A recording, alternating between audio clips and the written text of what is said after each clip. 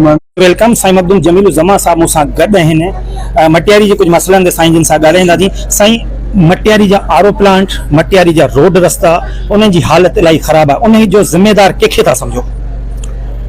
आउं सम्झां थो त हुकूमत खे उथे सभु कमु करणु खपनि ऐं हर तरक़ियाती कमनि में जेके ख़राबियूं थियूं आहिनि उन्हनि खे दूर करणु खपे।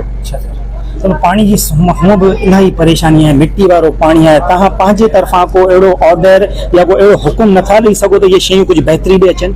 जी एज़ ए मैंने उन्हनि खे डायरेक्शन ॾेई सघां थो डीसी साहब खे ऐं हिननि खे हुकूमत जे सिंध खे बि त भला ॿिए हंधि त माण्हू नथो पुॼो सघे त हीअ कम था कनि।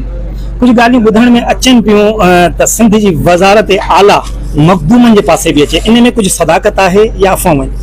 जेकॾहिं सदाकत बि हूंदी न त आउं सम्झां थो त असांखे वठणु न खपे। अच्छा, मटियारी लाइ या ऑनर जी ॻाल्हि न हूंदी अगरि तव्हां वज़ीर आज़म? न, असीं ख़िदमत करियूं, ख़िदमत करे ॾेखारियूं। बाक़ी कुर्सी वठण खां वॾी ॻाल्हि त ई कोन्हे।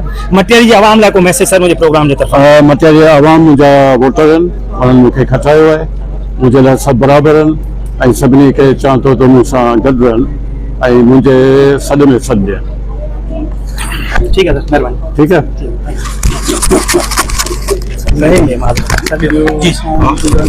पीर साहब आका गुलाम हसन जी तहरीक पाकिस्तान जा अॻवान उन्हनि जे विसाल ते घटि में घटि मटियारी ज़िले में मोकल थियणु घुरिजे।